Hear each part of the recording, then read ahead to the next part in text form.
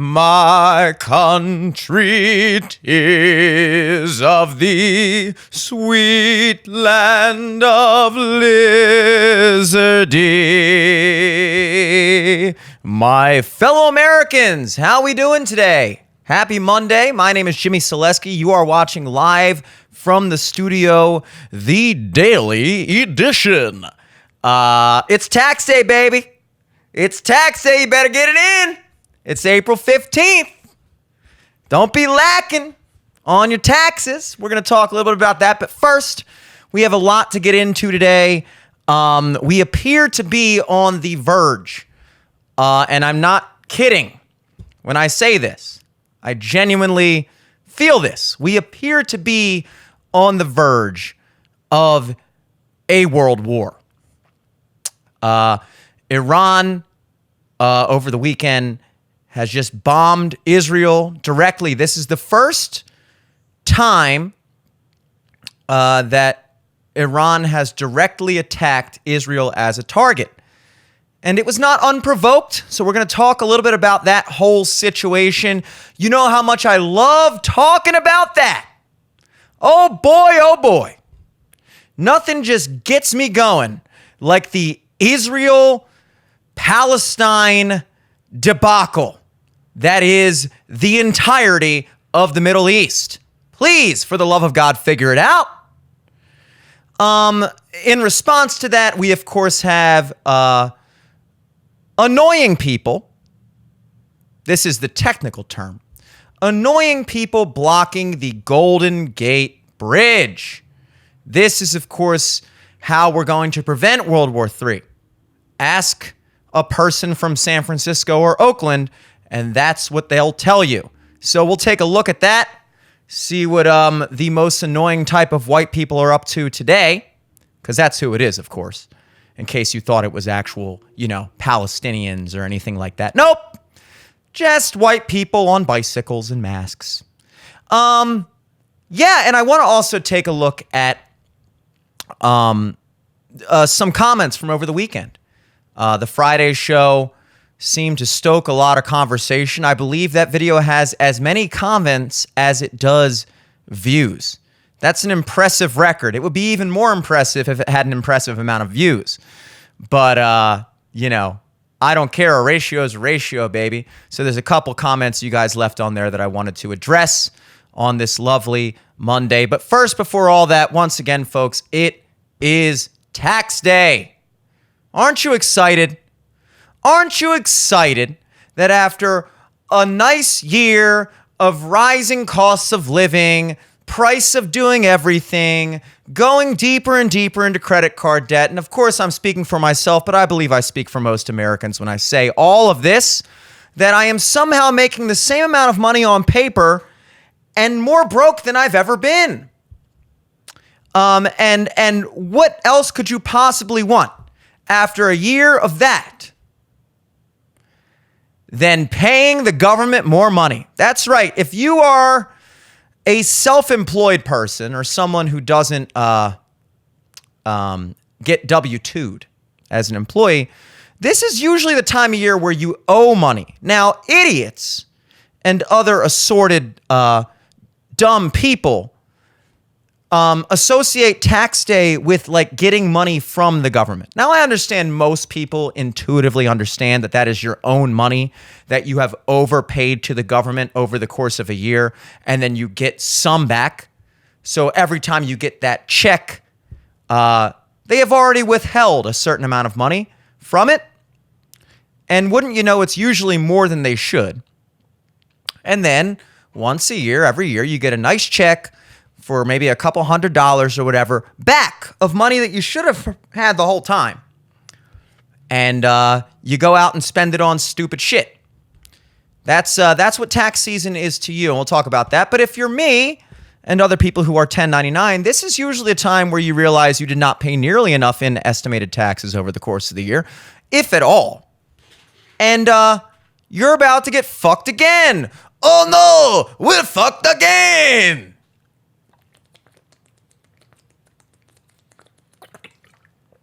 It's a thirsty cast.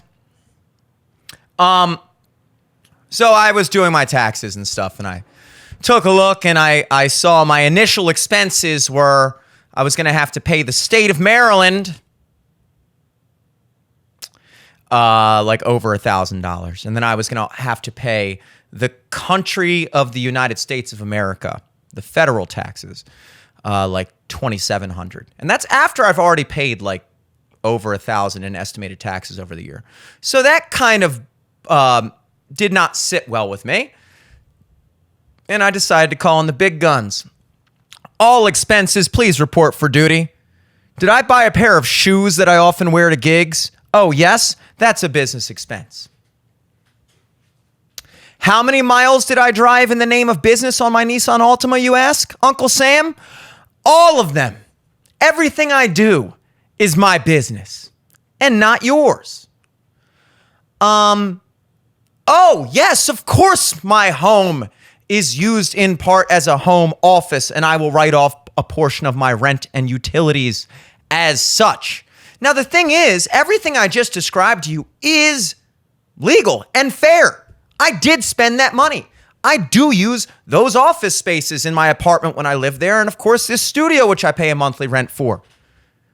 So it's not illegal, but it does feel like cheating, and this is the Stockholm syndrome of our country. Is the U.S. government and the state of Maryland want my money that I earned. And then every year, once a year, I have to sit down and explain to them why they shouldn't take all of it.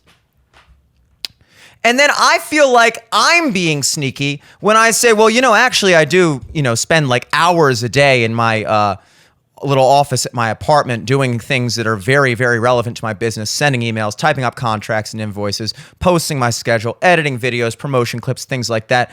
I would say more than 50% of the job of being a professional musician is, of course, getting the jobs. Showing up and playing music is the easy part. Any homeless guy with a guitar can show up and play music. It's getting the gigs, folks. That's the work. In case the government's listening. So yes, that is a major part of my day and a major part of my job and therefore a major part of my business expenses. So I will be writing that off.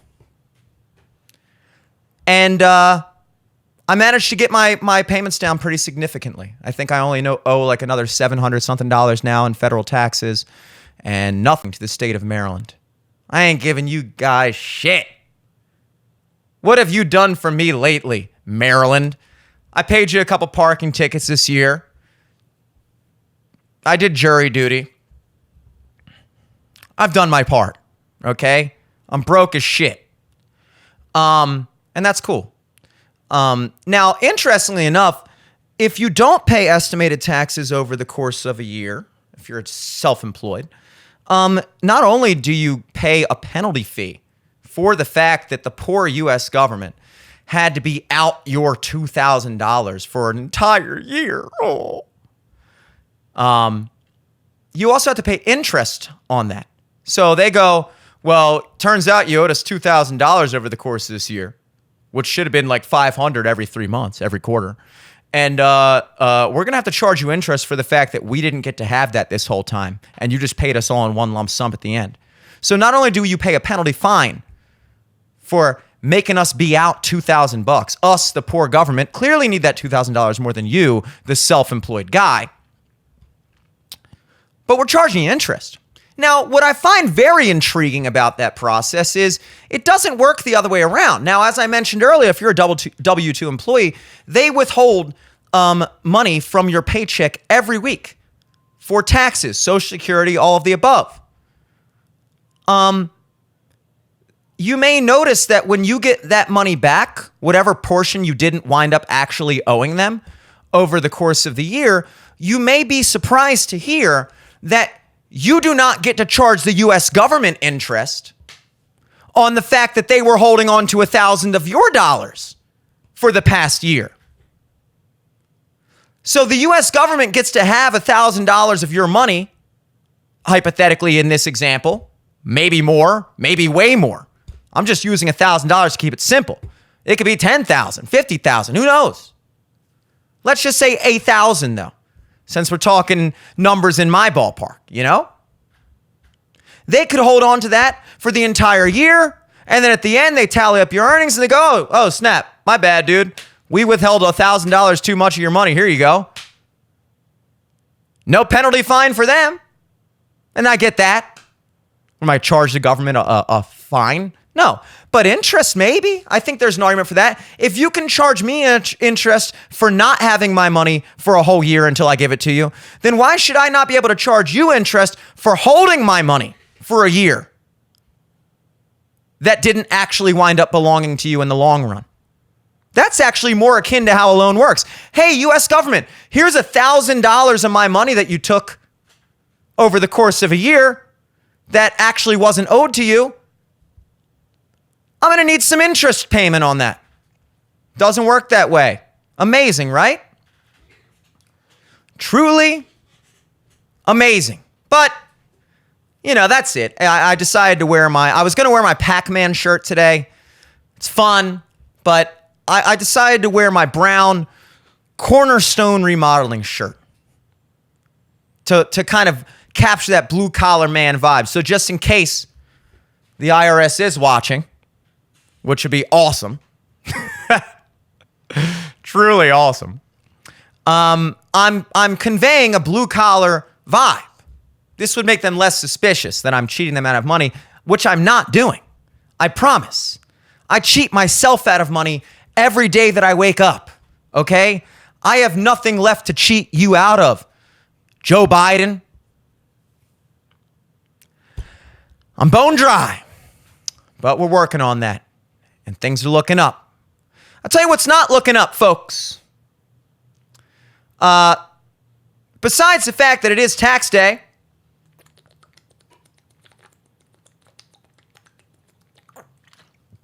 Thirsty Cast.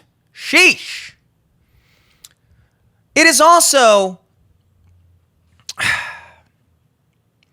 as I mentioned earlier, apparently, and appearing, I should say, it's appearing to get pretty, we've reached the point of, I would venture to say that we may be reaching the point of no return in regards to this situation in the Middle East, particularly in Israel.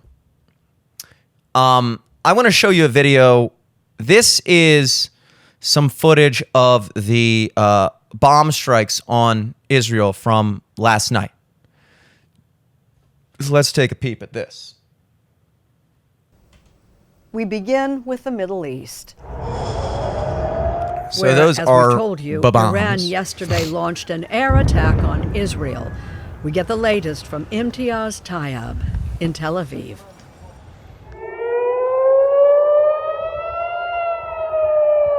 Bombs.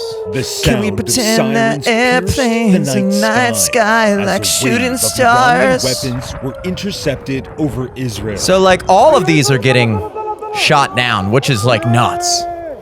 The Iron Dome is like says it was targeted by more than 200 wild. drones, cruise, and ballistic missiles. So far, we have intercepted and are continuing to intercept. You haven't intercepted shit, dude. Shut up. All right. So before we listen to Rear Admiral Daniel Hagari, the Rear Admiral, I bet. That was bombs come. Now, I can be rather, I guess, lighthearted about this because very few of those missiles actually reached anything in Israel, really. I think there was only one person injured according to Ben Shapiro, okay, who is becoming increasingly more intolerable and unbearable to listen to because his show is, at this point, I think very legitimately, on average, 60% Israel. This is an American conservative doing an American political news show, and more than half of his show is Israel.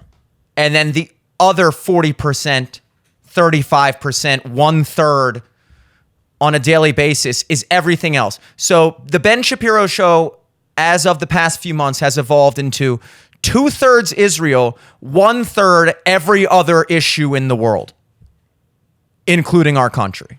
So I'm beginning to take his opinions on these issues with more and more of a grain of salt. I'm almost on the border of 2 grains of salt when it comes to his opinions.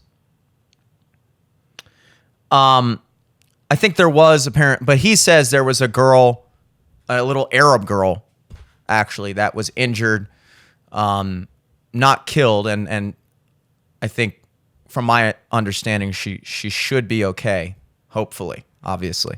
But so the bombings themselves, I think were aimed at like Israel's, fighter jets and things like that, weapons arsenals. They weren't, I believe, aimed at like civilians or people in general. But very few of them actually managed to reach the target.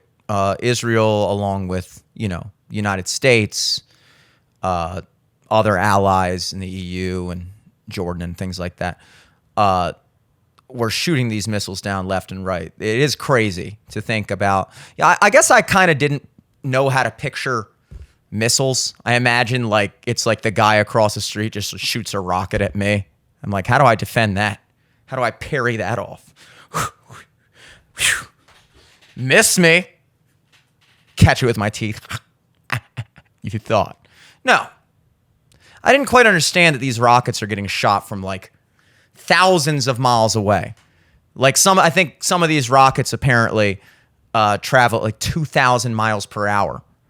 But coming from Iran, which I'll show you a map of the Middle East, which I know none of you want to admit that you probably need to see, much like myself earlier. I was like, I know what the Middle East looks like. Come on. Of course I know where Lebanon. Come on, Kuwait. Kuwait up, hold a minute. Y'all thought I was finished? Of course I know where Kuwait is. You think you know where stuff is. I thought I knew where stuff is. But I got to be honest. Sometimes I need to check in on a map every now and then. So we'll take a look at the map. So these things I'm saying make any sense at all. But Iran is like pretty far away. It's like 2,000 miles away, or like 1,000. I think it's like 1,000 miles away or something from Israel.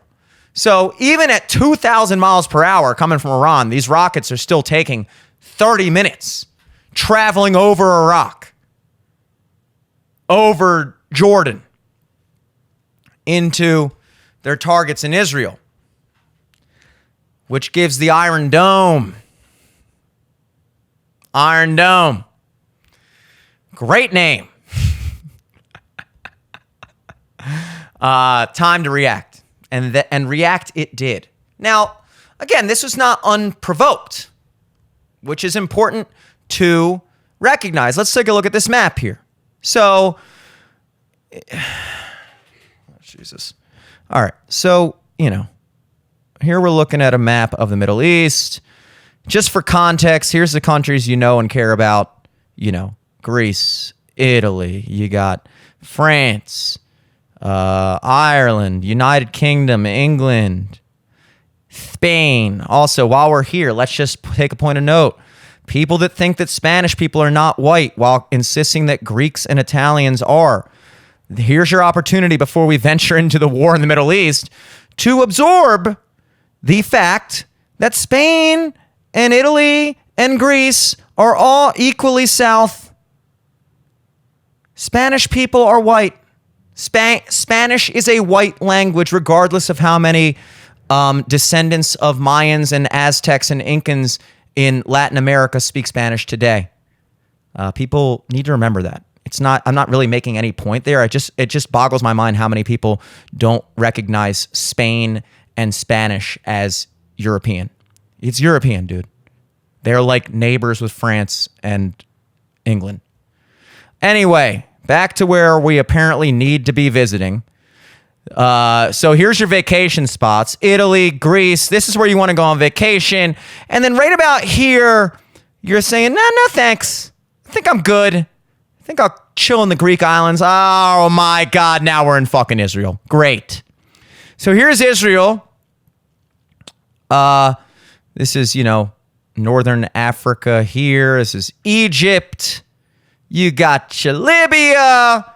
This is northern Africa. Let me zoom out so you can see the whole deal. There's Europe, northern Africa, and the Middle East. Everyone's favorite region of the world, the Middle East. There we are. And if you zoom in here, you will see the country of the hour, Israel. Now you have Jordan here. And over here, you have Iraq. And all the way over here is Iran. So Iran, from their capital in Tehran, right there, shot rockets over Iraq, over Jordan, into Israel. Do you hear what I hear?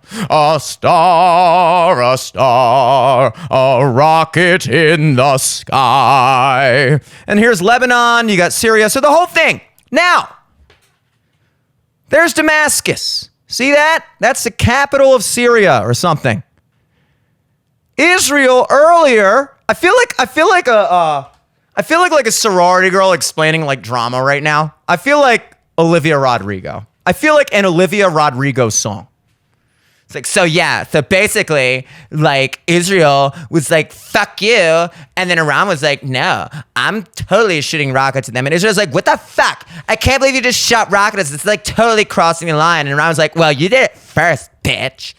That is a way of describing it a little bit.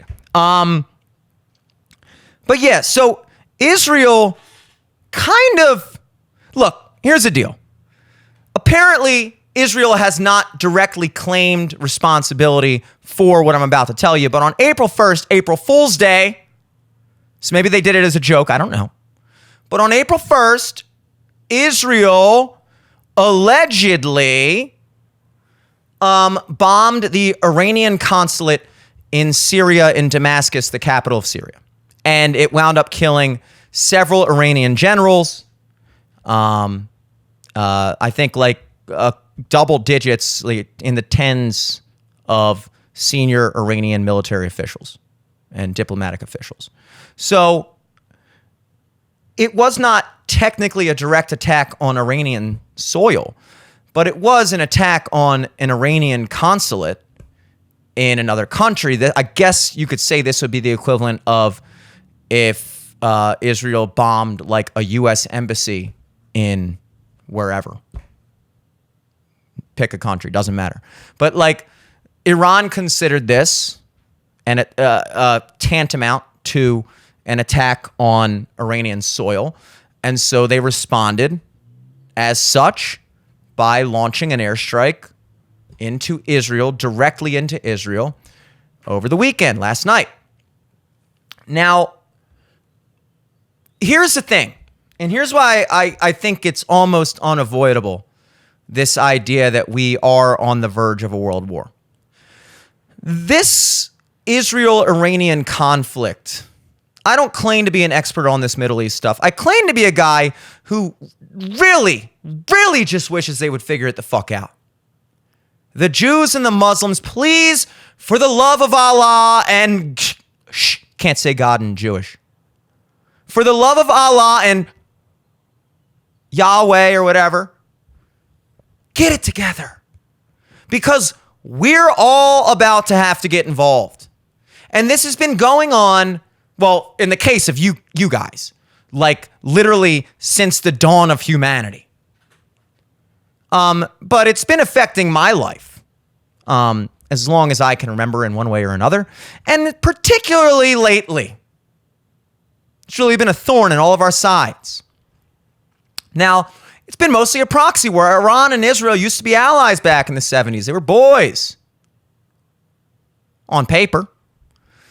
Then this new regime took over, super kind of like, theocratic regime, very, theocratic Muslim, whatever terminology you want to use. And they really, really don't like Israel. And I'm sure Israel really, really does not like them. And Iran has been funding groups. I gotta hold up 1 second. Let me unclear my throat because I'm gonna have to need some phlegm for all these here. They've been funding Hezbollah, Hamas, the Houthis, every other terrorist group in the region.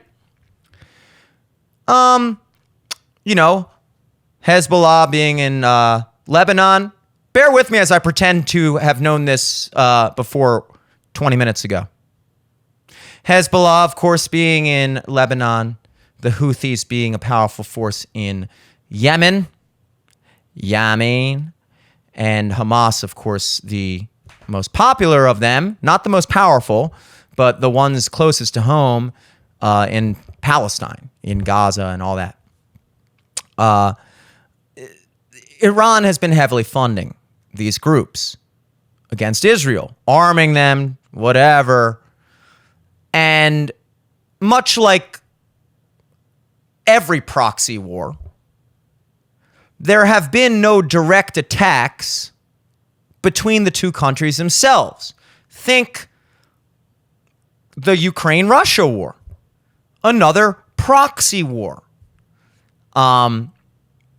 The United States, as far as I know, has not directly put boots on the ground, active fighting military troops against the Russian troops.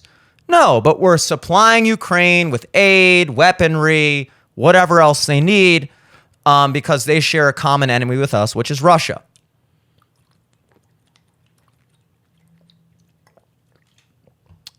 Now, the problem with these proxy wars is if you recall your world history and go back to World War I, that's the First World War, kind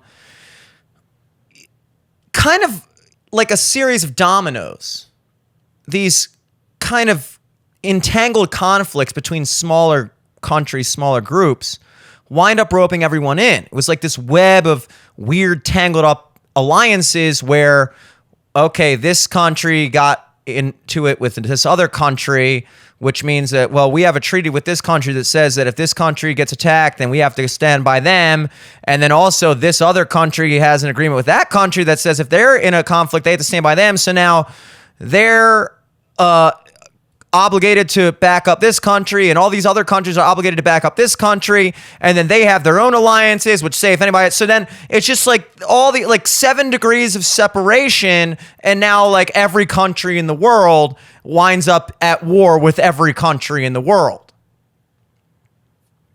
give or take. And then it kind of just, the sequel, World War II, a little bit different, but the same. The roster's changed ever so slightly. But this is what we're kind of watching now, is it not? It's kind of interesting to put yourself in the shoes of the people who existed during the time of World War I and World War II leading up to it. Hitler was on Time magazine as the man of the year in 1935 or something. I doubt that they figured that he was going to do what he did in the next couple years. It is insane to think how much things can change at the drop of a hat. COVID is probably the best example of our lifetime of how massively your entire life and the entire world can change, and things that used to be completely normal are now crazy, and things that used to seem crazy are now normal, and all the above. And it's not because we have that experience with that so recently. I feel like it should be easier to entertain what I'm discussing now, which is I think people have this idea that leading up to World War I, everyone knew it was about to be World War I, or that leading up to World War II, everyone knew it was about to. Maybe some people were calling it out. Obviously, at a certain point, people catch on, but for the most part, it's not a war until it's a war, and there's usually this one thing. It's like that Big Sean saying, it takes a long time to happen overnight. Now, of course, he's talking about success and fame or whatever. But that kind of goes for everything. It takes a long time to happen overnight. You know, when you see somebody blow up famous out of nowhere, usually it's new to you. It's not new to the reality, which is that they've been grinding and put in the work, and then finally, boom, they blow up seemingly overnight due to the snowball effect. Well, similar with global conflicts, it's these little things consistently that have undeniably been happening that build up and build up and build up, and then boom, it's World War III. We've been talking about World War III, and I'm not trying to be an alarmist here, but I just think objectively speaking, you'd have to be kind of like willfully oblivious at this point to not see the pattern, see the writing on the wall, that if this trajectory continues, that is where we end up. You know, you compile everything I'm discussing, and then you just the inner strife of Western countries like the United States of America with the election coming up, and who the hell knows what's going to happen with that? I mean, this is no small thing, this election coming up, and America is divided. We're in dark times right now as a country. We really are.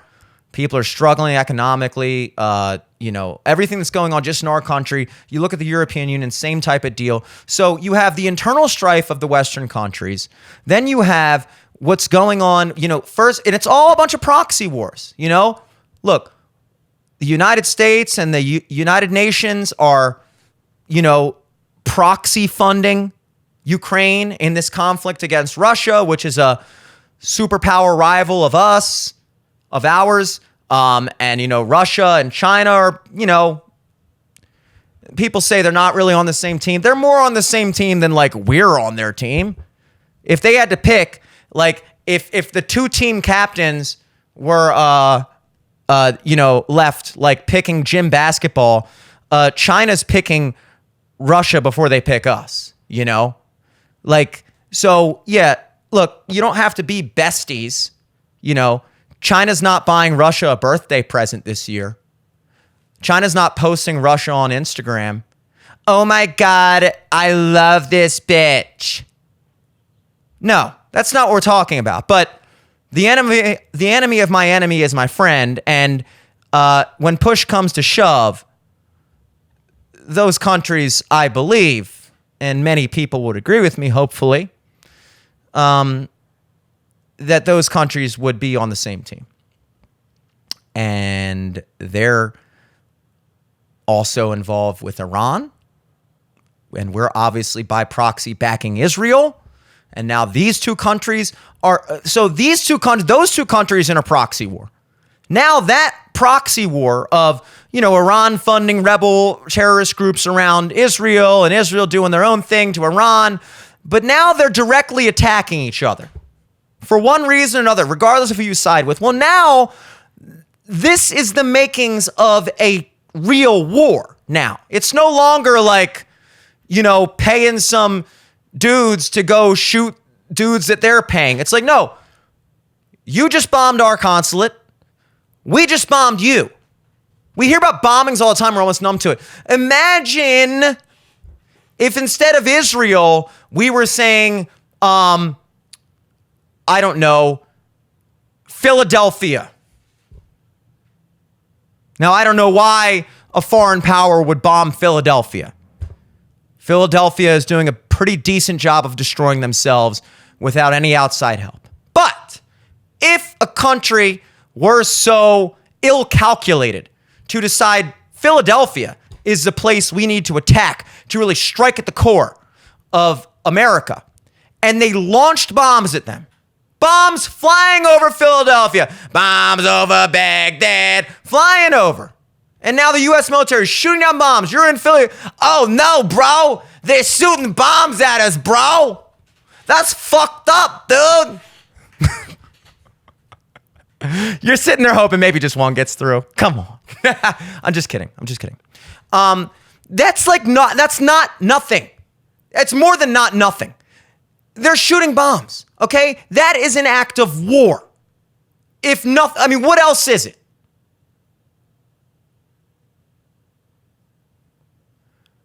So these two, now Israel has a choice. And I think we all know what choice Israel's going to make, given their past track record over the past few months of choices that they made in response to retaliation. Now, I don't want to get into everything in the details of that nitty-gritty thing. I don't know all that much about it. I don't care all that much about it with Israel and the Palestinians and all that stuff. I try to stay uninvolved because it doesn't involve me, and I don't feel like I'm helping the situation by speaking on it. But we have world superpowers on Iran's side, quote unquote. We have world superpowers on Israel's side. At this same time, you guys may have forgotten what I've talked about it a couple times already in this episode. We also have an ongoing conflict, an ongoing proxy war with Russia via Ukraine, where the entire West, the United Nations, the United States, all them guys are funding and backing Ukraine, and Russia is doing their own thing against them. So now we have Russia versus Ukraine, who we're backing. We have Russia, who's on the same team as Iran, who is now against Israel, who we're backing. We have China, who plays game with Iran. And I don't know what else you want. I don't know what else you need in this equation to start thinking, wow, we're not that many more steps away from an all-out global war. These things only stay proxy for so long. And the stops are already getting pulled. Israel and Iran, as far as I'm concerned, may have just taken off the gloves. I don't know how else you could possibly perceive firing bombs 2,000 miles over two countries into another country directly at their weapons bases and whatnot. So that's what we're talking about here. You know, we've become so numb to it because the world has been nothing but news stories like this for the past 8 years. And again, more icing on the cake of what I'm trying to say, which is it's a trajectory. We have become used to a consistent escalation. With every passing year, tensions get worse, not better. In our own country,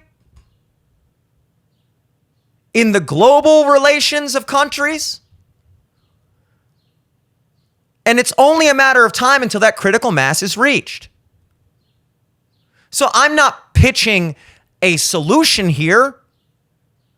I'm just a dude in a garage trying to get out of paying my taxes, for Christ's sake. I don't have the answers for you. But again, I'm just giving you things to think about. I'm trying to lay down what I believe to be a fairly sensible perspective. So take that for what you will. Now, of course, in response to this, the most annoying people you know, maybe not you know. If you live in Oakland, then yes, the most annoying people you know. But, you know, if you just exist in American society, then you know what I'm talking about. Once again, 20-something-year-old white people, oh my God, are blocking the Golden Gate Bridge. Let's take a look at what that looks like. So this is a kind of this is just shows you the full scope of it. It's going to zoom out, helicopter view, I think, or a drone, whatever. It's silent video. So for you audio listeners, you're not going to hear anything except for me telling you you're not hearing anything, which is actually very ironic if you think about it. So look at that. I mean, look at that. That whole bridge, all the way backed up, blocked off. Wow. That bridge looks beautiful, though, by the way. It's like iconic. I can see why it's iconic. But that's what you're dealing with there. And we'll get a closer up angle here so you can see more of the culprits. Who is at fault for this? Who is doing this? You guessed it. Continuing coverage of now Stop two the world Bay for Area Gaza! thoroughfares blocked completely by people who say they are because of their End the signs siege of stopping the Gaza world now! for Gaza. Dovebird! Protesters here in the Bay Area. In fact, there's one right there taking a selfie. Perhaps even taking a live streaming selfie. this. We Hey know that guys, social I'm media out here was the right way, now. at least We are on one fighting for platform, that they peace coordinated this. of Gaza. And now hundreds of cars in two So areas. that's them, the revolutionaries. We all remember the great revolutionaries of the past, standing in bridges and going on Instagram Live and saying, yeah, we're here for the revolution, man. Make sure you follow us, give us a like, support the cause. Fight for justice, no peace. That kind of thing. So that's what's going on. I will talk about this, obviously. I just want to get one more view, just in case you have not quite gathered my contempt. So this is a different angle of a different squad of the best among us. To get to the 880, what is and with it's also where you get into the port down what is the road, with the bikes? And basically, don't any of you effectively fucking blocked losers off. have I've seen cars? a number of trucks come just by, bikes, and you're wearing those trucks helmets? Want to make a right here to How get on the freeway, fucking cannot nerdy do it. can you be? Got to keep going. And then you got the sign. What does that say? The situation Intifada. also is that, There's only one solution. So this Intifada revolution. I don't know what intifada means. Sounds like a delicious Mexican dessert. I'm not sure if that's the solution, though, although I would enjoy it right now. But again, what's with the bikes, guys? I mean, I'm sorry. I don't know if I want to be taking foreign policy advice from somebody. I mean, look, if there's one of you guys who doesn't have a car, great. But when all of you guys haven't managed to figure out how to get a car, maybe you should work on that. Also, wearing a helmet while biking, the only thing worse you can do than that is wear a mask ever in 2024.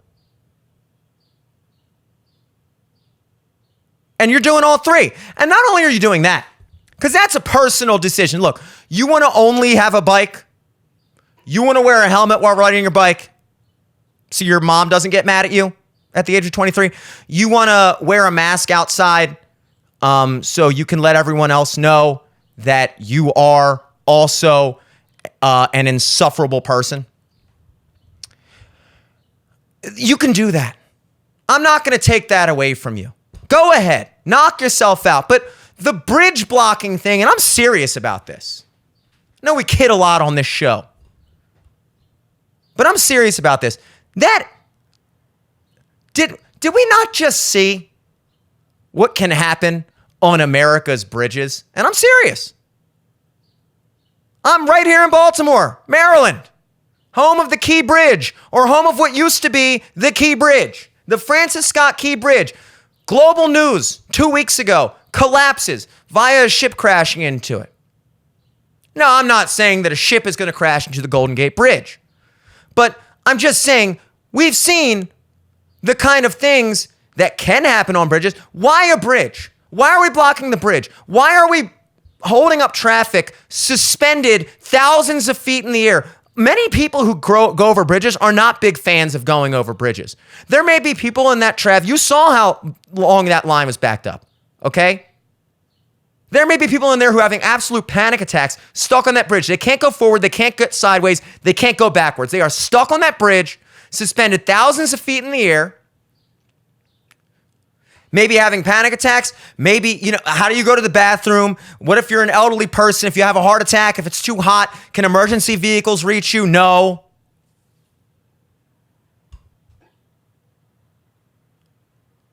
Is that bridge designed to have multiple hours of full capacity traffic on it? Maybe. Hopefully. I don't know. The point is, why the bridge? What is with this? This is not how you're supposed to do it. It's unsafe.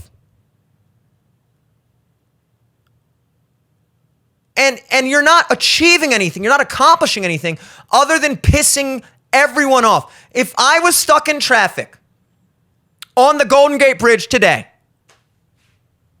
I could be the most pro-Palestine dude you've ever met. My middle name could be Hezbollah, Jimmy Hezbollesky. But if Jimmy Hezbollesky is sitting on the bridge for 4 hours, can't make it to work, can't make it to the gym, can't make it back home to see my hypothetical made-up fake girlfriend, can't do the show,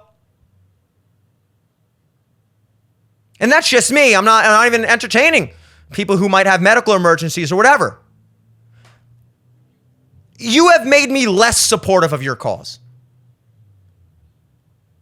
It's not, and anyone who is truly in good faith about these types of things understands that and would figure out a different method of demonstration to express your views. But the key takeaway here, folks, is that's not the goal of these things. There's a reason why you may have noticed that every single person in that crowd that we looked at that I could see is a completely unaffected,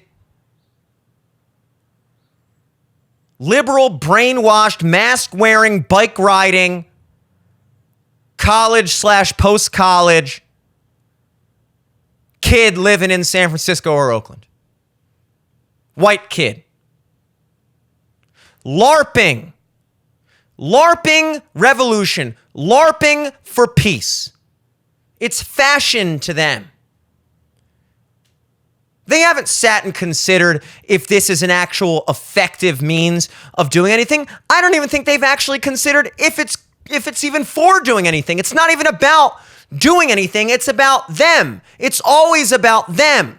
They're going to be on the front page. They all have their hands painted red. The blood is on your hands, Israel. And your Instagram live and yeah, we're out here fighting for peace. That's right.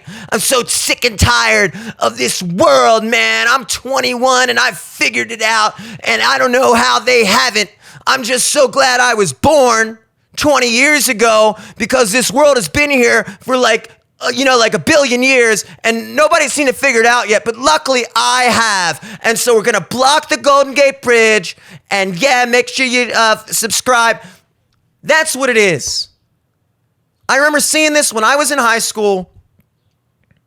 The Westboro Baptist Church came to Towson University, and I went to Towson High School, just outside of Baltimore in Baltimore County. I went to Towson High School, a couple blocks away from Towson University. And the Westboro Baptist Church, this would have been back, I was maybe a junior, so this would have been maybe like 2009, 2008 time period. And the Westboro Baptist Church, that was like the real famous like group, like that like small group of like family church or whatever that was like God hates fags and whatever, and they would wear the signs and the stuff. It was really big, popular, talked about group back in those days. And they were visiting, and I remember on one side of the street, on York Road, for those of you familiar with what I'm talking about, there was five people dressed up with signs all around just saying the stupidest shit imaginable. God hates fags. Black people are gay.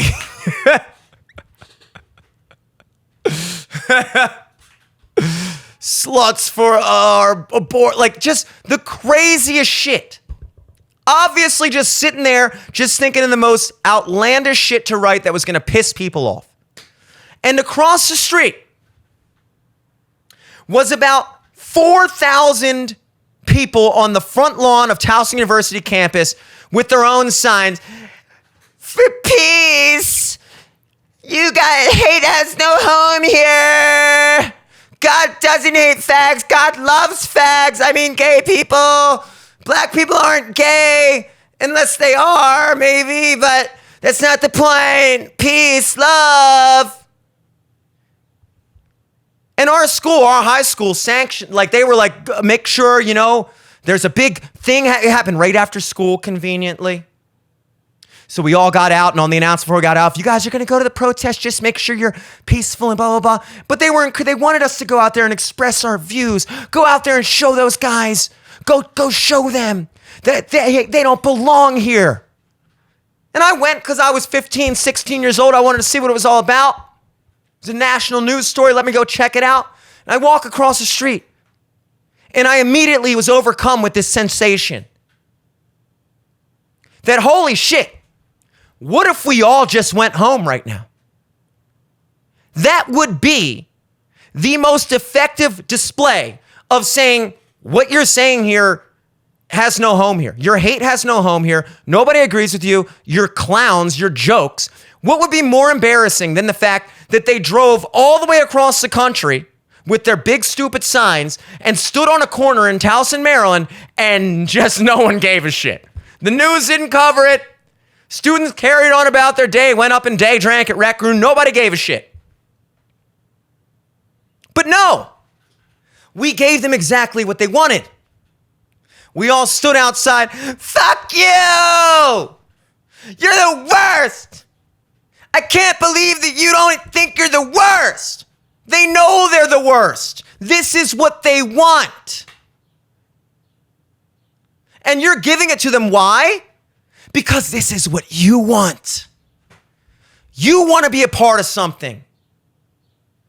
You're making this about you just as much as they're making it about them. And I was lucky enough to experience this and see the hypocrisy, not on their side, because that's obvious. They're not even being hypocritical. They're just being provocateurs. They're just out there stoking up, you know, whatever, anger and getting people to react. That's their whole thing. But the hypocrisy of the people opposing it. They were there because it was the thing to do. Remember we talked about the eclipse last week? It was the thing to do. And everybody for one day was a fucking, you know, astrologer, astronomer, understood the workings of the sun and the moon. And yeah, actually, it actually happens like every 6 months. And I didn't just read this last night, actually. I've always known this is something. I've been looking forward to this eclipse easily for the past, oh man, probably since the last one, which, I mean, like, wow. But no, I definitely didn't just learn about this when all my friends started talking about it. No, I'm super into it, and like, I'm totally going. Same thing with the freaking protests.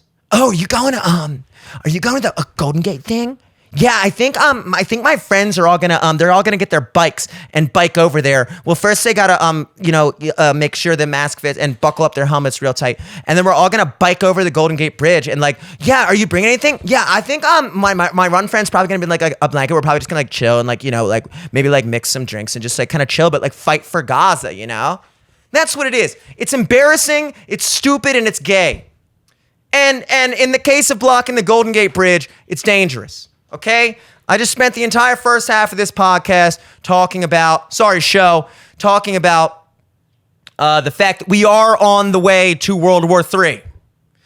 And I have some terrible news for anybody that was at that stupid, infantile, childish protest at the Golden Gate Bridge today. You're not helping. You achieved nothing. If anything, you've only made matters worse. And I have another unfortunate realization, which is that that's not really what you're concerned about. What you're concerned about is that you were there. So congratulations, you've accomplished that at least, while the rest of the adults in the room sit here and think about reality, which is that this shit is real. And while you may be unaffected at the moment and pretending to be affected because you want so desperately to be affected by anything, there may come a time very soon, in the very near future, where you will get what you wished for. And I'm over here, and I'd like to think along with most sensible people, saying, I sure hope that doesn't turn out to be true. So, with that said, let's take a brief look, as promised, at some of the comments from over the weekend. This was in reference to my most recent Friday show. Fake Friday, CIA agent exposes deep state secrets. My hair was really stupid on this episode. Can we admit that? I'm surprised nobody called me out on that. I can't even watch it. I can only watch my videos when I look hot. I can't watch this. Lots of comments. Some of our day ones. My original day one. My mom is up in here saying, good for you. Hitting the gym and chugging the water. Mom, you're going to love this episode. Because not only did I definitely hit the gym today, but I chugged a lot of water. So that's why you're here. You've come to the right place. Some not as day one, but still day ones. Budgie and Trevor Job. Right up there with my mom. Just below. Budgie also says he had curry for lunch. Good choice, Budge. You know the Budge was thirsty after. I know, dude. I'm telling you, man. It's something about all that. Oh, he also says, don't mean to toot your horn, bud, but Jimmy is the beast at analogies. Hell yeah, baby. I'm not going to lie. I've always thought analogies were one of my strong suits. I wouldn't say I'm a beast at analogies, but it's just the way that I learn. I can only learn by comparing to something else. I was only able to understand electricity via comparing it to water flow, and I was like, oh, so the resistance is like the width of the pipe, and the amps is like how much water is flowing. It's like all that stuff. Like I need to understand things in context of things that I understand. Maybe that's super common. That probably is super common.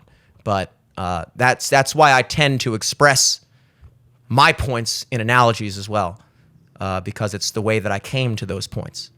And then I'm just doing that in reverse when I explain it to other people.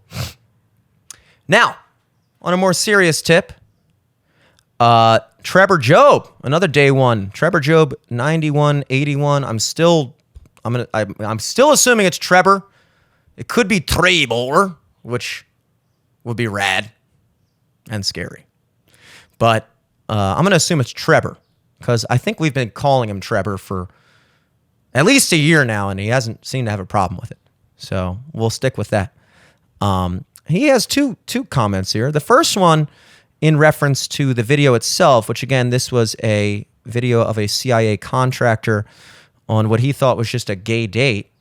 Not a date that was gay, but like two gay men on a date. There is a difference. I've been on plenty of gay dates with chicks where we just had a gay time.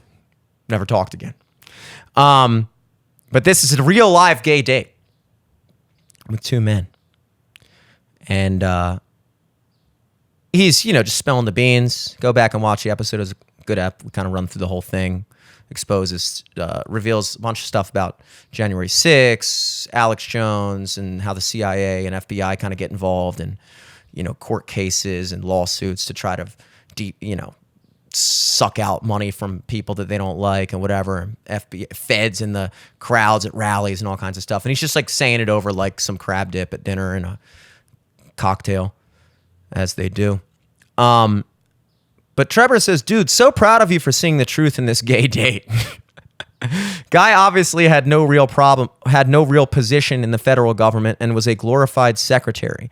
I'm glad you could see through the bullshit. I was holding off on watching this show because when you teased it, I was worried you believed this leak. Uh-oh. This is what puts your show / podcast, thanks for this distinction, in the upper echelon. Hell yeah. If the FBI was worth all the money, you think they could track down the January 6th pipe bomber or January 5th pipe bomber. The person they tracked down getting in onto the subway and getting into a car that they pulled the license plate on and tracked down the owner's address. But somehow the person was never questioned. I stand for investigation. They are a complete failure. It just seems too convenient for a contract worker to have any information that is news to anyone else. He seemed to be so open to talking about things everyone is already aware of, and he was so open to keep sharing. Grinder journalism is boring. I like that, grinder journalism. The name is not boring. I like that. But perhaps the act itself is boring. And I feel bad for the unnamed guy who had to swallow loads for a nothing burger. I'd like to believe he got out of that without anything compromising. Kyle Seraphin has a great breakdown of this interview. He also has a great Daily Show, and I think you'd like Jimmy. I don't like anyone else at the Daily Show. Fuck Kyle Seraphin. I'm just kidding. I'll definitely check that out. I listen to both of you every day at work. I hope Eric lets you use his washer and dryer once a week. Keep up the great content, man. Glad to see you're still staying positive and doing well. I'm definitely staying positive against all odds, according to everyone that knows me, who just assumes that Miss Moon, my friend Scott's mom, I rent out the studio. In the driveway the other day, she's like, "Are you okay? You're not like depressed or anything, are you?" I was like, "Yeah, I'm fine. Do I look depressed?" Then I had like the neighbor guy who like rents out the other side. He saw I was living here. He was like, "Hey man, if you like need some work or like if you want to, I have a room in the basement. I could put you to work 2 times." I was like, "Dude, everybody relax. Relax. I'm fine." I mean, obviously, yeah, I'm fucking depressed. I'm obviously very depressed, in a very depressed state in my life. This goes without saying. But you know what? Who's not fucking depressed? All right? I'm an adult. I'm 31 years old. I'm putting out 6 days a week of content, playing music gigs, recording, and the whole 9. I don't have time to be fucking depressed. All right? I'll be depressed until I'm not, and then I'll be fucking fine. And in the meantime, the couch is pretty comfortable. But that's not the point of that. Really, also the laundromat, I have a friend down there now. We made friends. His name's Tom. We're good. I love the laundromat. I actually can't wait to do laundry again at that laundromat. I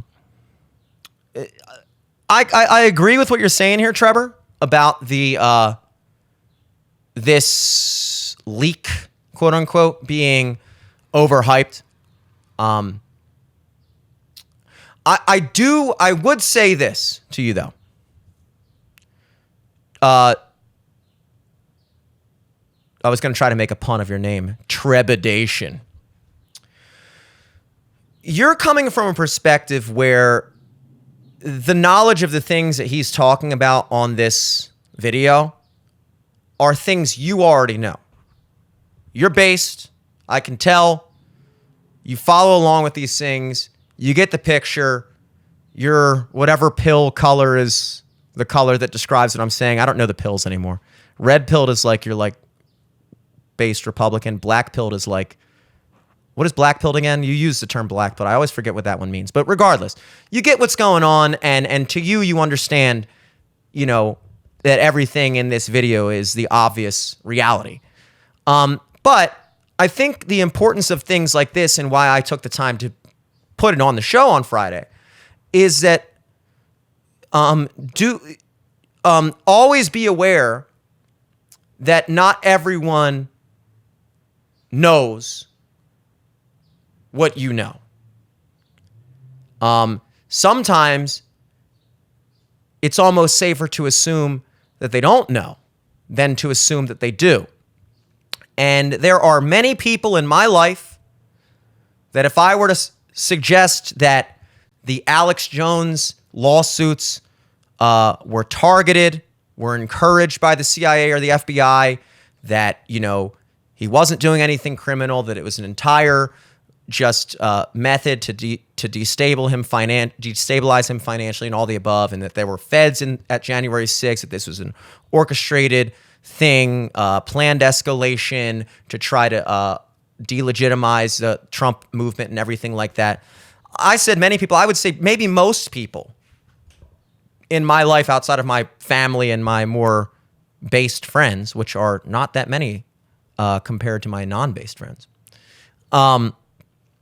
they would not accept that as the reality. They would, no, there weren't feds in the crowd. No, it was entirely organic. It was an insurrection. You know, it was the worst day in American history since 9/11. It was an absolute travesty. It's horrible what happened. Whenever I think about January 6th, it almost brings a tear to my eye. It was just so horrible. And Alex Jones is a horrible, terrible person telling people to go piss on the graves of the Sandy Hook children and go, you know, harass the parents and blah, blah, blah, blah, blah. And he, you know, there's so many people that genuinely believe that. And so things like this, videos like this, while they may not be eye-opening or advance the narrative for you, I would suggest that for someone, let's call them the normies, at risk of sounding like a pretentious douche, but, you know, to put it in a colloquial term we all understand, the NPCs maybe, this is a good video for them to see. I don't personally think that this video itself was fake, that this was like a guy pretending to be a guy saying things, or like that this guy secretly knew, was like giving away. I think this is a real capture of a real conversation over several interactions where this guy gives away, again, I even say in that video on Friday, I say that like what happens is once you get used to doing something, you see, so I use the example of like drinking with a beer in your, or driving with a beer in your cup holder, and you do it, you get in the habit of it enough. You're not necessarily driving drunk at all. You're just sipping a beer while driving, and it's whatever. You don't even think about it. But if you get in the habit of doing that, at a certain point you forget it's illegal, and the next thing you know, you're at a red light, you grab a beer, take a sip of it, and there's a cop next to you, and then you're screwed. And so that's usually how those things happen. The same way you see all these mayors in these major cities, you know, Catherine Pugh, and basically, I mean, name any mayor in the past 5 mayors of Baltimore City, and you have a great list of examples. But they are so used to that level of corruption and just like insider dealings that they don't even know. They get caught. Fannie Willis gets caught. Fawny, whatever her name is, gets caught doing all this stuff, and she is literally dumbfounded. She didn't even know she couldn't do that. It's like that Chappelle skit. Sorry, officer, I didn't know I couldn't do that. Because that's been her entire experience in politics and everything she's done. She feels entitled to that money. She doesn't, like, she's offended that you just accused her of corruption because she's that far removed from how corrupt it is. And I think that's also an aspect to consider when you're talking about this video, Trevor, is this guy, while he may not be in a high position of actual authority within the CIA to have been dictating these things, he is, I would assume, or I would argue, I guess, or that he is on some level of position in that company to at least be abreast of the goings on. And what he is saying on this video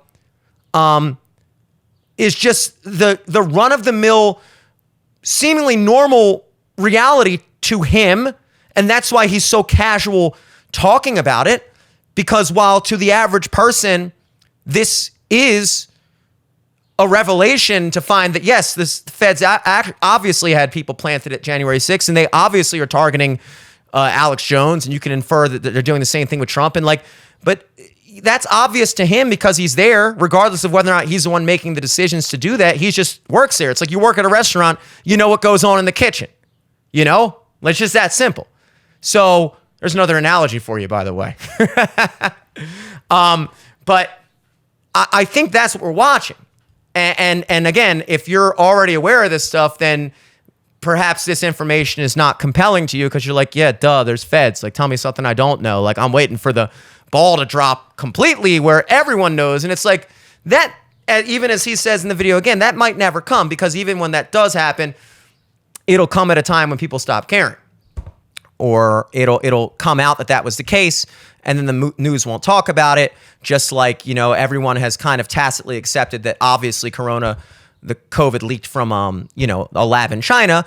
And the way that is because they're not talking about it. And so the way we'll know that it's become a accepted truth that, what he's discussing about Alex Jones and January 6th and all the above is true, it turned out to be true, is when you never hear about those things again. And so you never really truly get that vindication of being right. You never get that aha moment, gotcha moment. Just get used to never having those moments. You're just going to have to learn to find solace in when things wind up going your way in the long run. You'll know it was because you were right the whole time, and let everyone else think what they want to think, because thinking the way they think is what got us here in the first place. And thinking the way you think is what got you where you are. So, just be appreciative of that, I guess. And, but again, I think that's a good take. I think, I obviously didn't want to take it too seriously, because, and I don't even know if I necessarily did it on purpose. I think I just naturally just kind of took it as half joke, half serious, because again, to me, this was not new information. And I guess for the majority of people that listen to this show, this is not new information. But again, just don't overlook the fact that it very much is to a lot of people. So you had another comment there. I'll touch upon that tomorrow, because we're running a little long today and we got a long week still ahead of us. Guys, happy Monday. Great time on the show today. Beautiful day here. It's been the beautiful past couple days. Shows Monday through Friday on the channel. We will have a podcast for you this weekend with me and Eric. We're going to line up a time to record this week. Sorry we missed this past weekend. But, hey, Monday through Friday, we never miss. The podcasts, we do our best. LFTS podcast across the board. Folks, check us out. Give us a like. Subscribe so you see when we put out new content. That's the best way to make sure you're getting your daily dose. And outside of that, my name is Jimmy Selesky. Till next time, peace.